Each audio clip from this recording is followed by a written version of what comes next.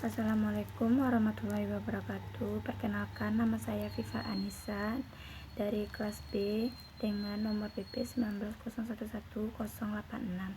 Di sini saya akan menjelaskan tentang sistem saraf otak dan saraf tulang belakang.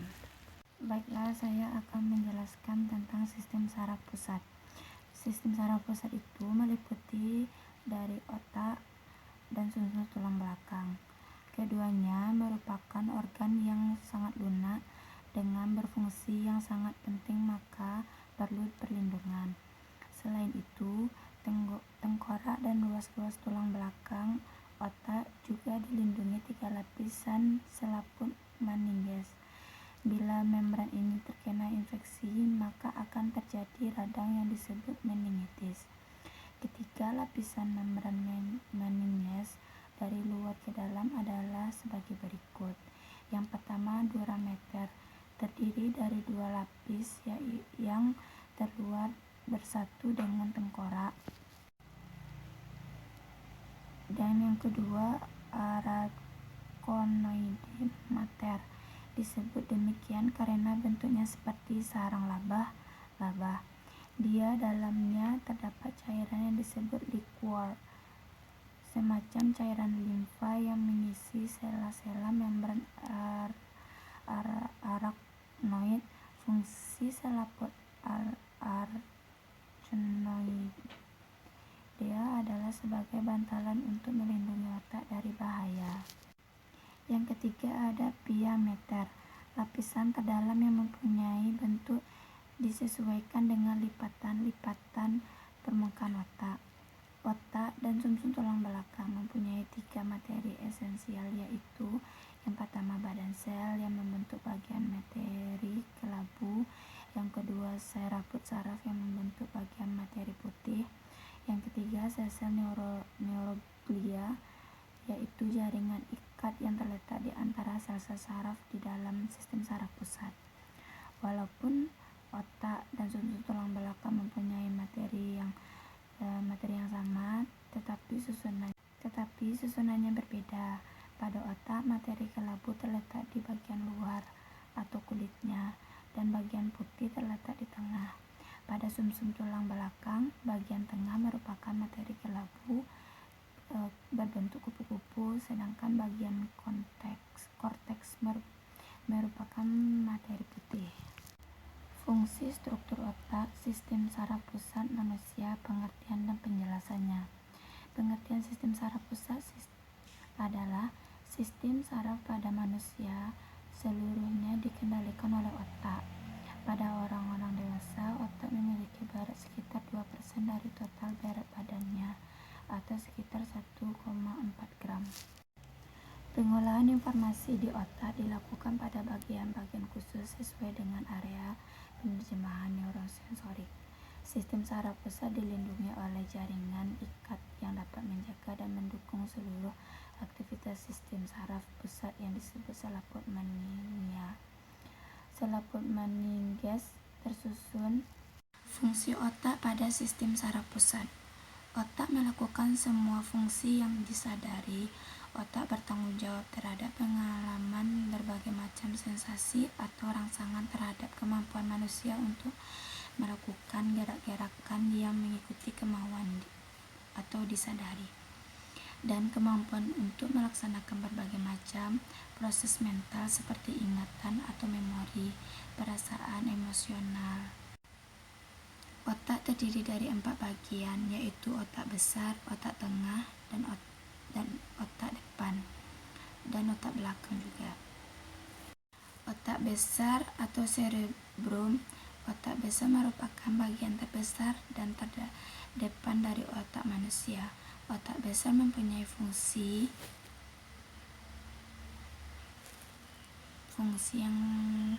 fungsi dalam mengatur semua aktivitas mental yang berkaitan dengan kecerdasan atau kepandaian, ingatan, kesadaran, dan pertimbangan. Cerebrum dibagi menjadi 2 bagian, yaitu otak kanan dan otak kiri. Yang kedua ada otak tengah. Otak tengah terletak di depan otak kecil dan jembatan farol.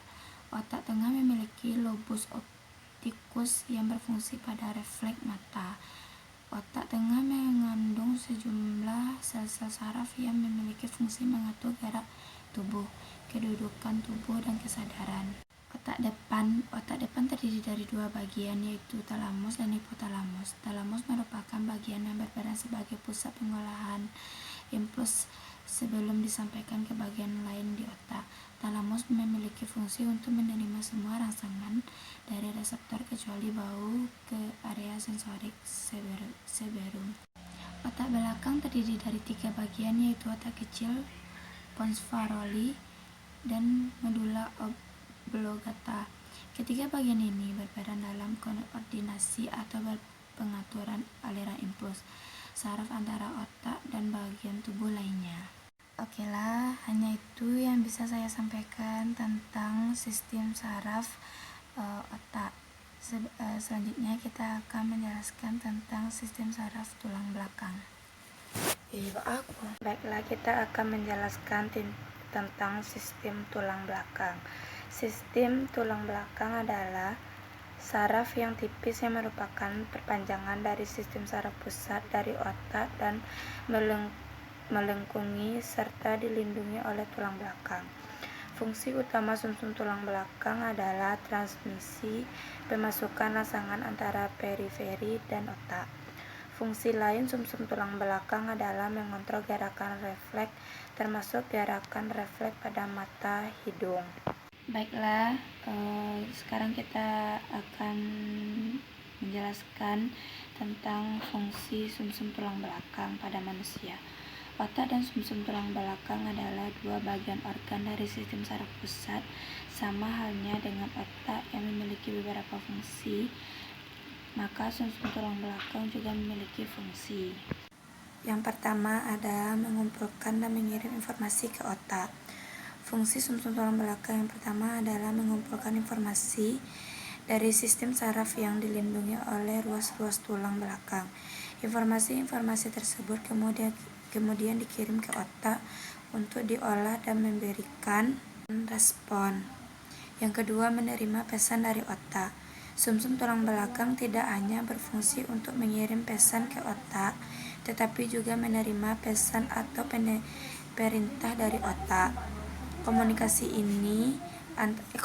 antara kedua bagian sistem saraf pusat ini memang berjalan dua arah. Yang ketiga, menjadi jalan pintas bagian gerak refleks. Fungsi sumsum tulang belakang juga merupakan jalan terpendek dari gerak refleks. Ada suatu kondisi di mana mekanisme sistem saraf dituntut membutuhkan respon cepat. Contohnya adalah ketika tangan terkena percikan api atau jari tertusuk duri jarum. Dapat ada mendistribusikan perintah ke saraf motorik.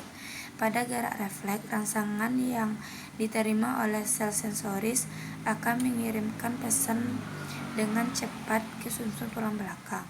Fungsi sumsum tulang belakang setelah mendapatkan pesan adalah mengirimnya ke saraf motorik. Saraf motorik pun akan melanjutkan ke organ-organ gerak atau disebut juga efektor. Organ-organ gerak tubuh adalah otot dan kelenjar endokrin. Inilah yang membuat otot-otot dapat bergerak. Gerakan otot ini yang membuat tubuh manusia bisa bergerak. Jadi, bukan tulang yang menggerakkan, melainkan otot. Bagian-bagian sumsum tulang belakang.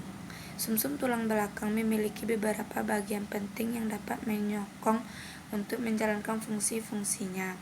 Ada beberapa bagian penting yang terdapat di dalam sumsum tulang belakang. Yang pertama, substansi gracia. Substansi gracia adalah lapisan dalam sumsum tulang belakang yang memiliki warna kelabu. Terlihat substansi gracia seolah memiliki 4 lengan. Sebenarnya keempat lengan tersebut terdiri dari 2 tanduk dorsal dan 2 tanduk ventral. Di dalam substansi yang berwarna kelabu ini juga terdiri dari sama sel. Sama sel yang berisi neurit atau akson yang tidak dilapisi oleh selaput myelin. Inilah ada alasan mengapa lapisan dalam ini berwarna kelabu. Pada substansi gracia juga terdapat kanal pusat di bagian tengahnya. Yang kedua ada substansi alba. Substansi alba merupakan lapisan luar dari sumsum tulang belakang. Pada bagian ini terdapat akson-akson atau serabut saraf asosiasi yang dibungkus oleh selaput myelin. Lapisan selaput myelin ini yang membuat substansi alba berwarna putih. Serabut-serabut saraf yang ada di dalam substansi alba merupakan perpanjangan dari somasel yang ada di dalam substansi gracia. Lebih lanjut, serabut-serabut saraf tersebut bersosiasi pada dua akar, yaitu akar dorsal dan akar ventral. Sekarang kita akan menjelaskan apa yang terjadi jika sumsum tulang belakang bermasalah. Sumsum tulang belakang memang telah terlindungi tulang keras, yaitu ruas-ruas tulang belakang. Namun, bisa saja sebuah peristiwa seperti kecelakaan yang menyebabkan tulang belakang mengalami cedera sehingga membuat sumsum tulang belakang tersebut ikut mengalami kerusakan. Kerusakan pada sumsum tulang belakang akan menimbulkan gangguan terhadap penerimaan rangsangan sensoris dan penyampaian perintah ke saraf motorik. Dan ini juga berarti akan ada hambatan pada gerakan refleks. Tubuh menjadi tidak cepat bertindak ketika mengalami kejadian yang tiba-tiba seperti tersudut api, tersuduri, dan lainnya. Namun, kita tidak perlu memiliki kecemasan berlebihan terhadap kemungkinan gangguan sumsum tulang belakang. Hal ini dikarenakan sudah ada beberapa pengobatan yang dapat memulihkan fungsi sumsum tulang belakang secara berangsur. Oke, hanya itu yang dapat saya sampaikan tentang sistem saraf pusat atau otak dan sistem saraf tulang belakang. Wassalamualaikum warahmatullahi wabarakatuh.